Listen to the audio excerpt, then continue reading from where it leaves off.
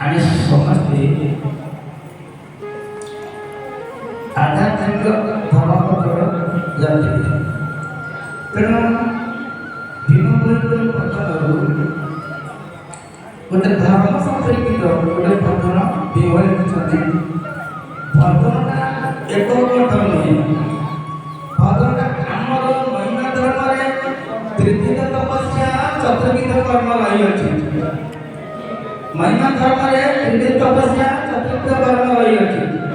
आम सन्ध्या समय शरण दर्शन शरण करती गायिक शरण एवं भजन वाचिक शरण एवं जो मानसिक शरण शरण पर एकाग्र समस्त समाज बसी कंठ मस्तक समस्त स्थिर बसी स्मरण कराए तेना से त्रिविध तपस्या चतुर्विध कर्म प्रत्येक स्नान उद्यत दर्शन रात्रे नाही भजन मुख्य फल अच्छी नाम गायिक वाचिक त्रिविध तपस्या चतुर्विध कर्म धर्म तेणुक आदि जहाँ कहुए जे आदि पर्व सुकर्मे साधु संग पाई सुकर्मे साधु संग पाई कुकर्मे असाधु मिले आज एक सौभाग्य दिवस आज समस्त गुरु का पवित्र गुरु धर्म समस्त अपर समस्त पहुंचती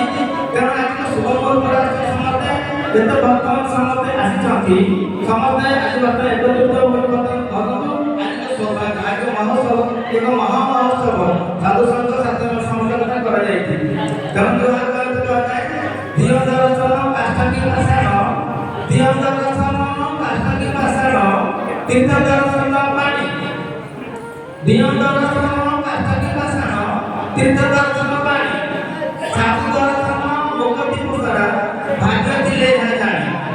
तेणु आज से जाति बर्तमान आम जाऊ धिय दर्शन आज मंदिर का मंदिर अच्छी से मंदिर चित्र थी फटा गुटा थी पत्थर काठ उत्तर मूर्ति थी देखा पड़े पर्वपर्वाणी क्षीर गुड़ लड़िया कदली नहीं गले से ठाकुर को खाती ना प्रणाम करे बड़ा करते ना प्रथम पचारे उत्तर देते ना ये संसार छात्र दर्शन मुक्ति दशा भाग्य दिले आज एक सौभाग्य दिवस सन्ध्या एकत्रित होती कारण आज भीम भजना धर्म समस्त गाइबे धर्म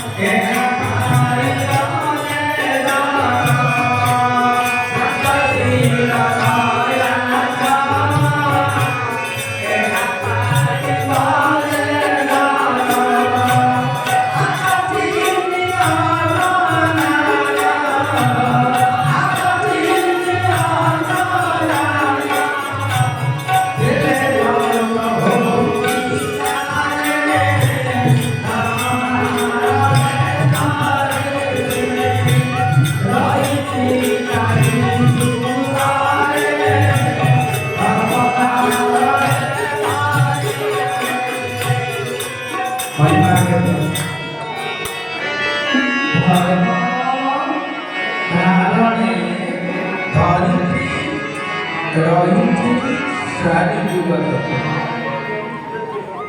ଚାରି ଯୁଗରେ ଧର୍ମ ଧାରଣା ରହିଛି ଚାରି ଯୁଗରେ କିପରି ଧର୍ମ ଚାରି ଯୁଗରେ କିପରି ଧର୍ମ କଲେ ଆମେ କ'ଣ ବୁଝୁ ପ୍ରଥମ କଥା ଧର୍ମ କଲେ ଆମେ କ'ଣ ବୁଝୁ ଧର୍ମ କଲେ ଆମର ସମାଜ ଭିତରେ ଯେ ମାନବ ସମାଜର ଆଦ୍ୟ ମନ ଯାହାଙ୍କ ନାମାଂଶରେ ମନୁସଂହିତା ଯାହାଙ୍କ ନାମାଂଶରେ ମାନବ ସୃଷ୍ଟି ମାନବ ସମାଜ ବୋଲି ହୋଇଯାଇଛି କାରଣ ତାଙ୍କର ସେ ମନୁସଂହିତା ଲେଖା ଅଛି ଯେ ଧାରଣ କରିବା ଅର୍ଥରେ ଧାତୁ ଧାରଣ କରିବାରେ ଧାତୁ ମନ ପ୍ରତ୍ୟୟ ଯୋଗେ ମନ ପ୍ରତ୍ୟୟ ଅର୍ଥ କି ନିରତିଶୟ ମହାନ ସୀମାହୀନ ମନ ପ୍ରତ୍ୟୟ ଅର୍ଥ ଯେ ନିରତିଶୟ ମହାନ ଯାହାର ସୀମା ନାହିଁ ମାପ ନାହିଁ ହିସାବ ନାହିଁ ତେବେ ଧାରଣ କରିବା ଅର୍ଥରେ ଧାତୁ ମନ ପ୍ରତ୍ୟୟ ଯୋଗେ ଧର୍ମ ଶବ୍ଦ ନିଷ୍ପନ୍ନ ହୋଇଛି कर्ता धारणा धर्म किया हो धारणा धर्म क्या धर्म धारे तो प्रजा जब से धारणा चंद्र संग्राम इस करो तब धारणा धर्म प्रजा जे समस्त प्रजा संबल जगत प्राणी जगत को जे धारण करिसथि से धर्म जे सकल जगत धारण करिसथि से धर्म कर्ता से अवगमन करता करता लक्षण रही कृतिज्ञान नमस्ते सत्यमित्रनिग्रह धीरविद्या सत्य आंदोलन दर्शकम धर्म लक्षण ये तो अक्षर लक्षण कथा रही एवं तो धर्म लक्षण ध्यान किपर रही आने बोले अनेक धर्म वो धर्म बड़ आज हम धर्म बड़